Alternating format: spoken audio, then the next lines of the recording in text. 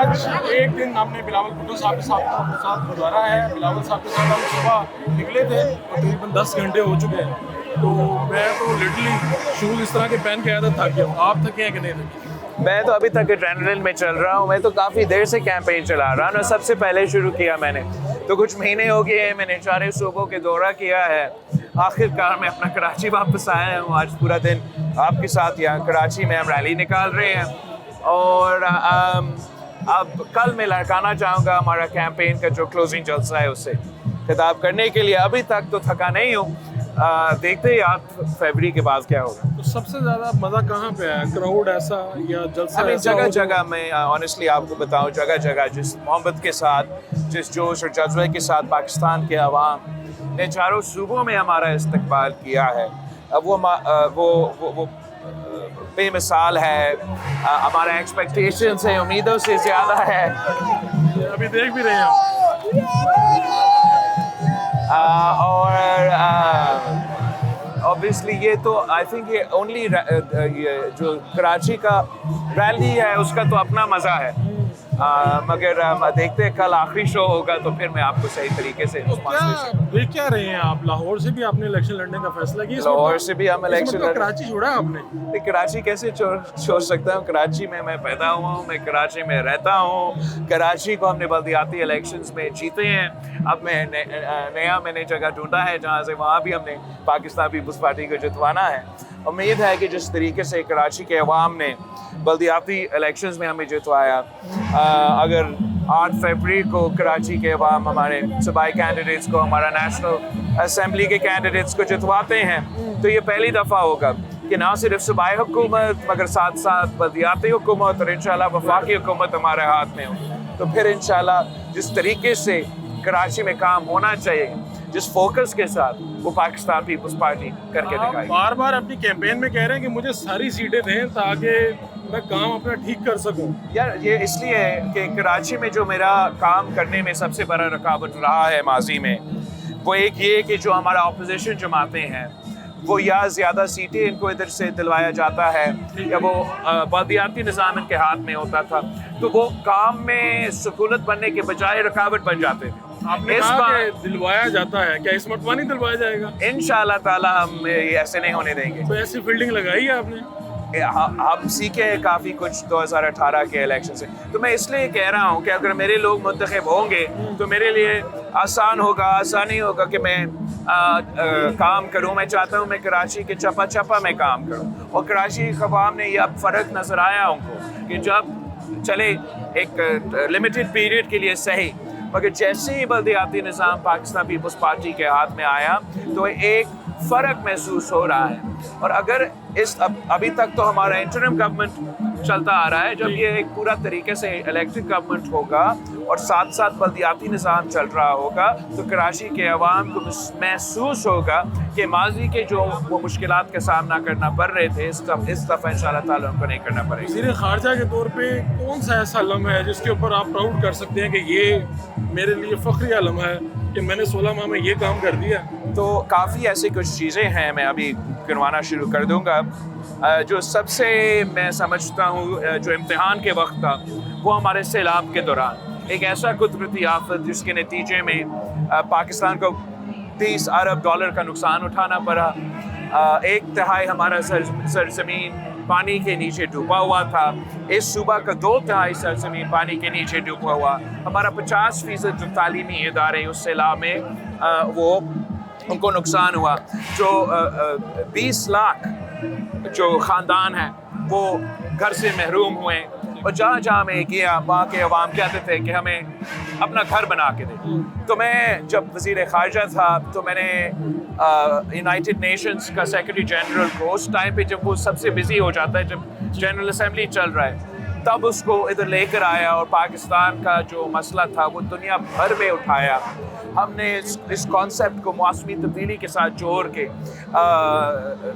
یہ COP27 میں کافی کامیابیاں حاصل ہوئی. ہم نے یہ اصول منوایا دنیا سے کہ جو امیر ممالک ہیں وہ ان کا کاربن آؤٹ پٹ بہت زیادہ ہوتا ہے, اور وہ ان کی ترقی کی وجہ سے جو غریب ممالک ہے جس کا کاربن آؤٹ اتنا زیادہ نہیں ہے وہ اب اس کا نقصان اٹھا رہا ہے. اور میں اب میں نے اس کا فنڈنگ کا بندوبست کیا ہے جب سب کہہ رہے تھے کہ نہیں ہو سکتا تھا، اور اب اس فنڈنگ سے میں سندھ میں 20 لاکھ گھر بنا رہا ہوں، ان کو پکا گھر بنا کے دے رہا ہوں، اور جو مالکانہ حقوق ہے وہ ان گھر میں رہنے والے خواتین کا نام کر رہا ہوں. تو یہ ایک it's the biggest asset transfer in Pakistan's history.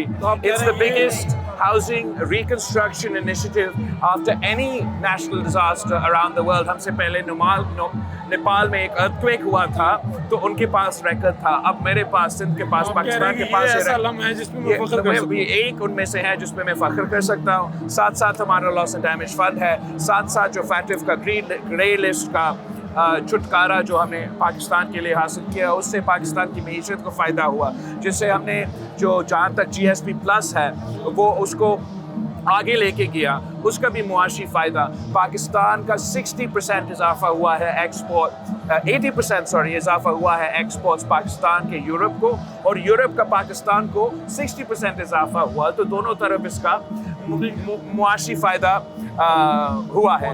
میں نے کوشش کیا کہ جو بھی میں کروں میں پاکستان کے عوام کے فائدہ کے لیے کروں. میں نے یہ کوشش کی کہ پاکستان کے عوام کو باہر جانے کے لیے، کام کرنے کے لیے، ان کے لیے آسانیاں پیدا ہوں. میں نے اپنا پورا فورن آفس اسپیس کام پہ لگایا کہ جہاں جہاں ان کو نوجوانوں کی ضرورت ہے کام کرنے کے لیے، آپ وہاں میرے پاکستانیوں کے لیے جگہ بنا کے دیں. میں نے جاپان پہ ایسے کام کیا، ہنگری میں یورپین یونین کے ساتھ ایک ڈائلاگ شروع کیا تاکہ یہاں کے عوام کو روزگار کے مواقع ملے. ہمارے نوجوانوں کے لیے ڈیجیٹل جو ہمارے دوست ہیں جو سوشل میڈیا پہ ہوتے ہیں، میں نے سنگاپور کا میٹا کے ساتھ جو سٹارز فیچر کا مونیٹائزیشن فیس بک کا ہے اس کا افتتاح کیا تاکہ پاکستان کے نوجوان جو فیس بک کے ذرائع وہ اپنا ارننگز کرے. اور یہ تو صرف میں نے 16 مہینے میں وزیر خارجہ ہوتے ہوئے یہ کام کروایا. اگر مجھے 5 سال کا موقع ملا اس ملک کے وزیر اعظم کا، تو انشاءاللہ تعالی میں جو عوام کے مسائل ہیں، جو بے روزگاری، مہنگائی اور غربت کا سب سے اہم مسئلہ ہے، میرے پاس ایک 10 نکاتی عوامی معاشی معاہدہ ہے جس سے انشاءاللہ تعالی ہم تمام مسائل کا مقابلہ کریں گے. آپ کی ایج کیا ہوگی؟ اب تو 35 کا ہے. 35. میری 30 ہے، 31 ہو جاؤں گا. تو مجھے بتائیں کہ جو ہماری یوتھ ہے وہ آپ کو کیوں وزیر اعظم منتخب کرے؟ یہ بہت سے، فرسٹ آف آل میں سمجھتا ہوں کہ ان کی مرضی ہے جس کو وہ ووٹ دینا چاہیں، مگر ہمارے نوجوان نسل کو یہ ووٹ ڈالنا چاہیے. اس ملک میں ہم اکثریت ہے، باقی سب اقلیت ہے. جو اس ملک کے نوجوان ہیں وہ 70% آبادی ہم ہیں. اگر ہم فیصلہ کریں، اگر ہم طے کریں تو ہم اپنے ہاتھ میں نہ صرف اس ملک کی حکمرانی لے سکتے ہیں مگر اس ملک کا جو مستقبل کا سمت ہے وہ طے کر سکتا ہے. اگر میں فیصلہ کرتا ہوں تو اس فیصلے کے جو اگر مثبت نتیجہ نکلے گا یا برا نتیجہ نکلے گا مجھے وہ بھگتنا پڑے گا، مجھے وہ دیکھنا پڑے گا. جو باقی سیاستدان ہیں، جو پرانے سیاستدان ہیں، ان کا آخری اننگز ہے. وہ جو بھی فیصلہ کرے، وہ جتنے بھی قرض لے، وہ جتنے بھی نقصان معیشت کو پہنچائے، ان کو وہ نقصان نہیں دیکھنا پڑے گا، ان کو وہ بوجھ اٹھانا نہیں پڑے گا. مجھے اور آپ کو وہ بوجھ اٹھانا پڑے گا. اس لیے پاکستان کے عوام کو ایک نوجوانوں کو نکلنا چاہیے، ووٹ دینا چاہیے. اگر وہ چاہتے ہیں کہ ایک وزیر اعظم ایسے ہو جو ان کے مسائل کو سمجھے، جو ان کا ذہنیت کو سمجھے، جو یہ احساس کرے کہ وہ کیسے اپنا ہی ملک کا مستقبل دیکھتے ہیں، تو میں سمجھتا ہوں کہ پاکستان پیپلز پارٹی اور میں بیسٹ پلیسڈ ہوں اس سوچ کا نمائندگی کرنے کے لیے. 1 کروڑ سے زائد ووٹر ہے PTI کا، اور ان کا اس ٹائم لیڈر قید ہے، لوگ پکڑے گئے ہیں، وہ لاوارث ہے اس ٹائم. آپ ان کے لیے کیا کہتے ہیں؟ لاوارث ہے اس ٹائم. دیکھو لیڈر نہیں ہے نا اس ٹائم ان کے پاس. بالکل. جہاں تک سیاسی انتقام ہے، پاکستان پیپلز پارٹی کا ہمیشہ یہ طریقہ نہیں رہا. میرا والدہ جب وزیر اعظم بنی تو والد تخت دار پر لٹکایا گیا، سب کو جیل میں ڈالا گیا، ان کے کارکنوں پہ تشدد کیا گیا. اگر بی بی چاہتی وہ کہہ سکتی تھی کہ مجھے انتقام لے کے دے یا میں نے ایک انتقام کرنے، مگر شہید بی بی نے کہا کہ جمہوریت بہترین انتقام ہے اور اس طریقے سے اپنی کام کرتی رہی. پہلے دن پہ تمام جو سیاسی قیدی تھے ان کو رہا کر کے شہید بی بی کا پہلا آرڈر یہی تھی. جب صدر زرداری صدر بنا تو شہید بی بی شہید ہوئے. صدر زرداری 12 سال جیل میں گزار کے وداؤٹ اے کنوکشن، اور ساتھ ساتھ تشدد بھی ہوا میاں صاحب کے دور میں. تو اگر صدر زرداری چاہتا تو وہ کہتا کہ مجھے انتقام چاہیے، میں انتقام لوں گا. جس نے میرا زبان کاٹا میں اس کا زبان کاٹوں گا. جس نے مجھے جیل میں ڈالا میں اس کو جیل میں ڈالوں گا. مگر صدر زرداری نے کہا کہ پاکستان کھپے, اور صدر زرداری کے دور میں بھی ایک سیاسی قیدی نہیں تھا. تو میں بھی چاہوں گا, not any specific political party, but میں بھی چاہوں گا کہ اپنی حکومت میں کوئی ایک سیاسی قیدی نہ ہو, اور ہم ایک ٹروتھ اینڈ ریکنسیلیشن کمیشن بنائیں جو یہ نہ صرف آج کے جو کمپلینٹس ہیں مگر تاریخی طور پہ جو ناانصافیاں ہوئے ہیں ان کا جائزہ لے, حقیقت ملک کے سامنے آئے, عوام کے سامنے آئے, اور اس بنیاد پہ پھر ہم ریکنسیلیشن کی طرف بڑھیں. ہم اس ملک کو جو نفرت اور تقسیم کا سیاست چل رہا ہے اس کو ختم کر کے اس ملک کو جوڑ کے آگے ایک مثبت سمت پہ لے کے جائیں. اگر اس ٹروتھ اینڈ ریکنسیلیشن کمیشن کے نتیجے میں کوئی سیاسی کارکن یا سیاستدان اس کمیشن کہتا ہے کہ یہ سیاسی انتقام ہو رہا ہے, ان کے خلاف کیسز صحیح نہیں ہے, تو میں چاہوں گا کہ ان کو میں رہا کروں. آپ کا بھی بطور وزیر اعظم پہلا آرڈر یہ ہوگا کہ جو بے گناہ سیاسی قیدی ہیں وہ رہا ہو جائے. بالکل یہی ہوگا کہ ٹروتھ اینڈ ریکنسیلیشن کمائیں, but truth and reconciliation commission بتائیں جو یہ فیصلہ کرے کہ کون سیاسی قیدی ہے اور جو اصل میں کس نے کیا جرم کیا ہے. تو یہ جو نکاح کیس پہ فیصلہ آیا, آپ اس سے کوئی آپ کو ناگوار گزرا ہے, میں دیکھ رہا تھا.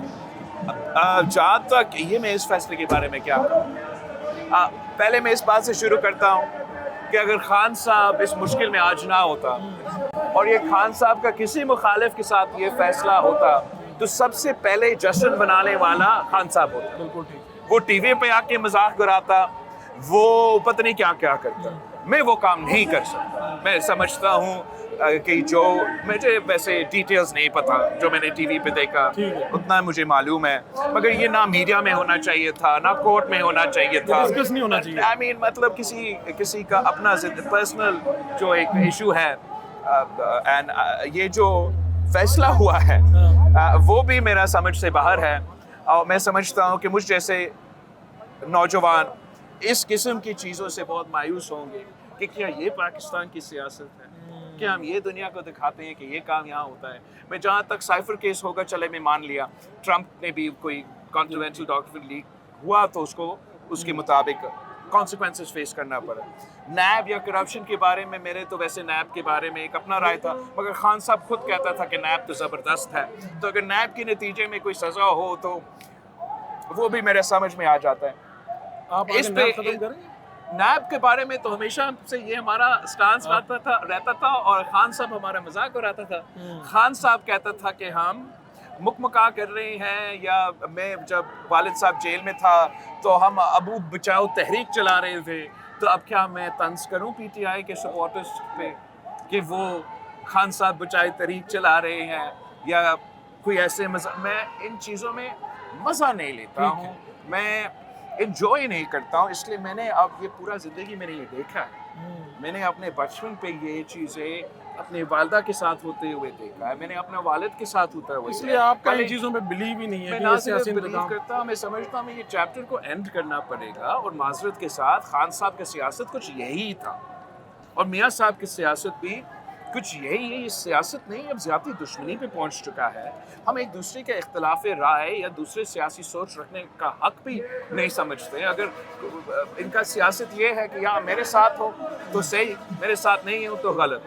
یہ جو فتوے باندھنے غداری کا یا کفر ہونے کا, اس قسم کا سیاست میں بھی ہم یقین نہیں رکھتے. آپ کہہ رہے ہیں کہ مجھے پوری سیٹیں دیں, اگر نہیں ملتی تو پھر کیا دوبارہ نواز یا شہباز کیبنٹ کا حصہ بن جائیں گے یا اپوزیشن میں بیٹھنا پسند کریں گے؟ جہاں تک ان کا کیبنٹ کا حصہ, وہ تو میرے لیے بہت ہی مشکل ہو جائے گا. وہ اس لیے کہ جس طریقے سے وہ سیاست کر رہے ہیں یہ وہی پرانے سیاست کر رہے ہیں, وہ نفرت اور تقسیم کے سیاست کر رہے ہیں. یہ پی ڈی ایم بھی نہیں رہے, پی ڈی ایم تو پاکستان ڈیموکریٹک موومنٹ تھا, یہ تو اب آئی جے آئی بنتے جا رہا ہے, یہ جو پی این اے بنتے جا رہا ہے. تو میں اس قسم کی سیاست تو نہیں کر سکتا ہوں. اگر میاں صاحب یا خان صاحب یا کوئی اور سیاستدان جیتتا ہے اور ان کا وہ ایک پازیٹیو سیاست کرنا چاہتے ہیں, ایک پازیٹیو کردار ادا کرنا چاہتے ہیں, ملک کا مفاد کا سوال ہوگا, تو میں اس بات کو سپورٹ کر سکتا ہوں.